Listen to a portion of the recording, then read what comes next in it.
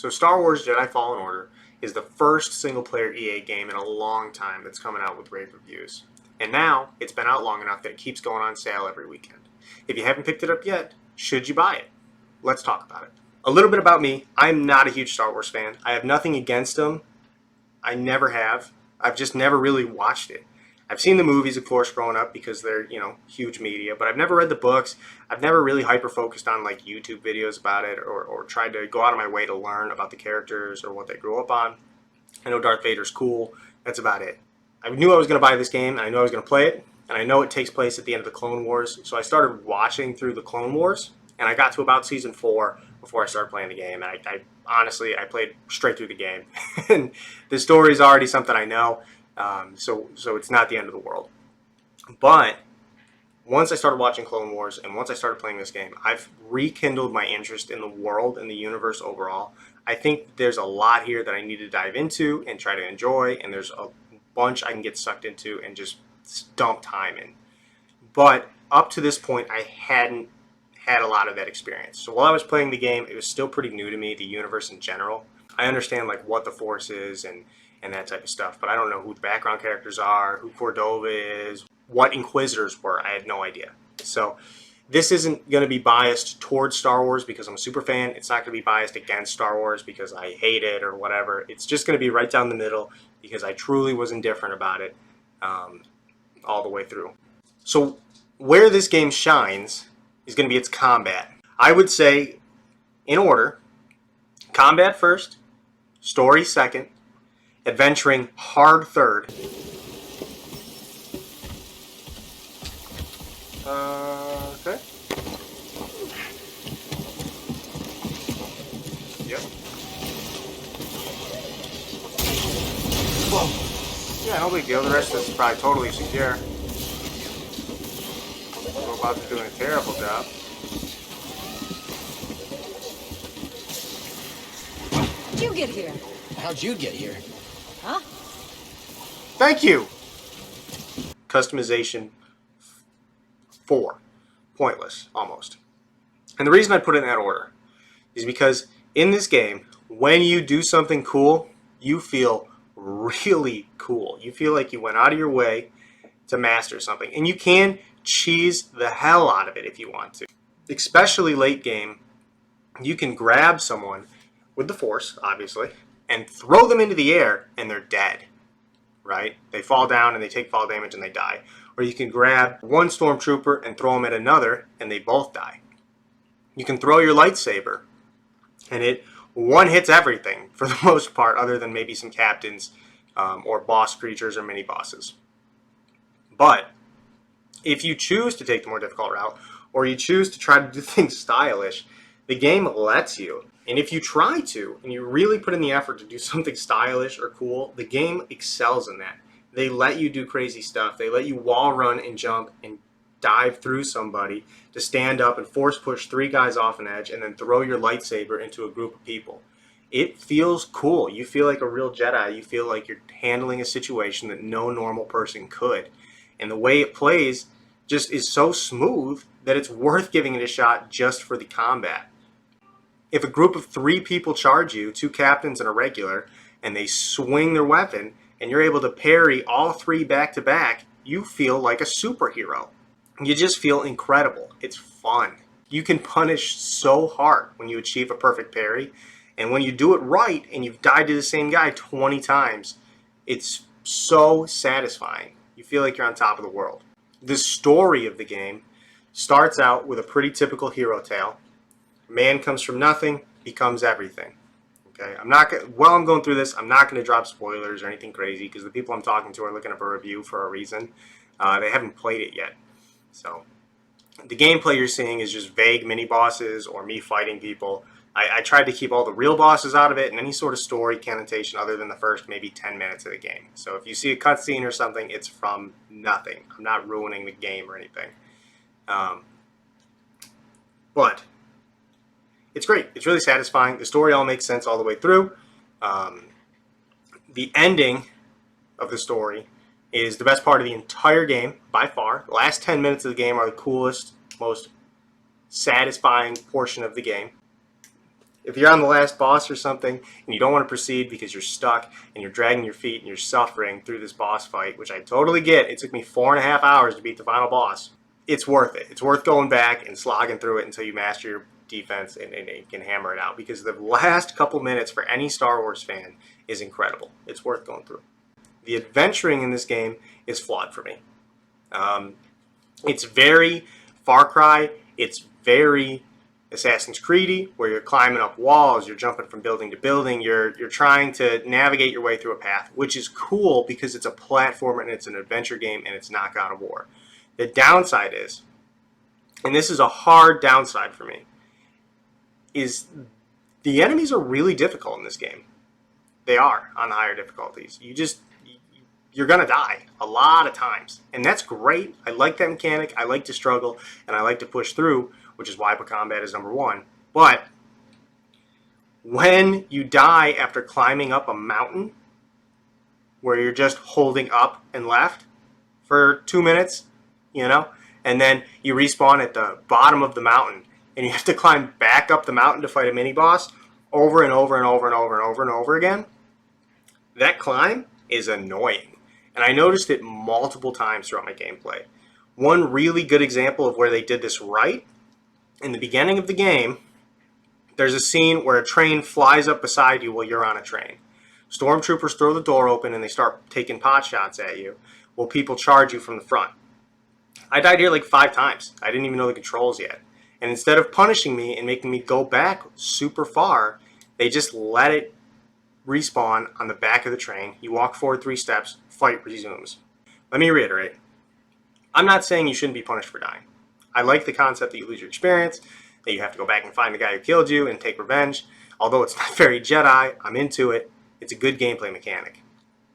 What I don't like is having to climb a tree 600 times to pick an apple that I already picked. Like, it's not conductive of gameplay for me to do the same thing over and over and over and over and over again when there's no payoff for the loop, And I get that there has to be some sort of challenge aspect and there has to be a downside for dying, but I would much rather fight 5 other enemies and die that way than climb up a hill and die on top of the hill and then have to start at the bottom of the hill and climb up the hill and die on top of the hill. The checkpoint system could be moved around a little bit better. I liked every map except for Dathomir. And I think I don't like Dathomir because I went there unprepared. They even tell you it's going to suck, and they limit you on how far you can go. And I said, whatever, it's fine, I'm good at this type of game. So I pushed into there, and the biggest problem I ran into wasn't the combat. The enemies are all really balanced except for the spiders. Screw the spiders, they're garbage. Same with the rats. It was the exploring. At some point in the game, you get a double jump. Okay, I don't think that's too big of a spoiler. You're able to Jedi double jump. Every Jedi can do it, or super jump, or what have you. This guy, when he can single jump, is essentially like me. I'm a regular 5'10" guy. I couldn't play in the NBA right now. I had no hops. I can't dunk, And neither can Kale. Kale cannot dunk with a single jump. That's not an easy maneuver. He can barely touch the net, okay? He goes, he jumps, he reaches for the wall, misses the wall 200 times out of 201 times. It's horrible. There were so many times when I first entered Dathomir, you take a right, you run down a ramp, and you go towards a wall, and you jump and you hang from the wall. Then I missed that easy jump. I wanted to pull my hair out because I didn't know there was a double jump you'd eventually get, and you have to hit it almost frame perfect to grab the wall. If I fell 3 or 4 times, I knew I wasn't going to make it to the next checkpoint, so I had to go back and reheal at the meditation spot inside my ship. So I haven't even made it into the level yet, and I want to punch my computer monitor because I can't progress, and it's because this jump is so stupid. And the whole map is plagued with that. You slide off walls you shouldn't. You bounce into things that shouldn't be there. There's a box at one point that's just floating around that has no purpose. Everything comes together by the end of the map once you've progressed far enough in the game to push through it. But if you go there early, and there's some good items to get, it's one of the only places worth exploring to get items because you get something that's truly game-changing, even early on, that makes the rest of the game much easier. Much easier. But it's a nightmare to crawl through that. It just is. The map is not designed for you early game. And that's okay, but they just shouldn't let you go there. You know, there's no purpose to it. You just don't make people suffer because the game's designed weird. Make people suffer because they're bad at the game. Continuing on with that, there are these crawl spaces, which I'm going to show on the screen right about now. And these crawl spaces are, I'm sure, loading screens, and they're loading between zones. There are so many of these in the game that break up combat and break up the adventure and break up and work kind of as like, I don't know, a storytelling device in itself, because your character talks to BD as he goes through each one of these little thin halls. But they're everywhere. They're everywhere. And I get that they need some sort of break for everything to process for the next area, because the maps are super large. But it just feels like a lazy way to do it. PlayStation 1 Crash Bandicoot, they didn't render anything behind the character at all, and that's how they got that game to run. And I know that that would be a pain, and I'm not recommending that, but I'm saying that there's better ways and there's more intuitive ways to get this done than to force you to walk through a loading screen while pretending it isn't a loading screen every 40 steps. That should cause problems. Those are wires. They go to something. Get to the front. Stop the train. Alright. This is especially annoying late game when you're trying to collect all the customization items I'm about to touch on, and you're running through areas one-hitting everybody because you're great at the game now, and it's loading screen, loading screen, loading screen, loading screen. Tony Hawk's American Wasteland for GameCube didn't have loading screens. We can do it, guys, okay? There's got to be a better way. If Skyrim can pull it off, you guys can pull it off. That game's 10 years old now, and it runs on Nokias. Swimming in games where there doesn't need to be swimming, and they just put it in for an extra feature. It's garbage. Don't do this. Any game developer ever that watches this, don't add swimming to the game if you don't want it to be there. I understand surface swimming, so you can navigate routes, and you aren't pinned down by water, or it's not just some artificial barrier like in the original Red Dead where you jump in the water, you just sink to the bottom and die because you never learned how to swim. That sucks. But don't make underwater swimming exploration important when it isn't and you're just trying to pad out time. And what I mean by this, a good example, is the crates. The way you open them is you run over to them, BD jumps off your shoulders into the crate vibrates, shakes left and right, BD jumps out of it, you go, hey, thanks, buddy, and he gives you the item.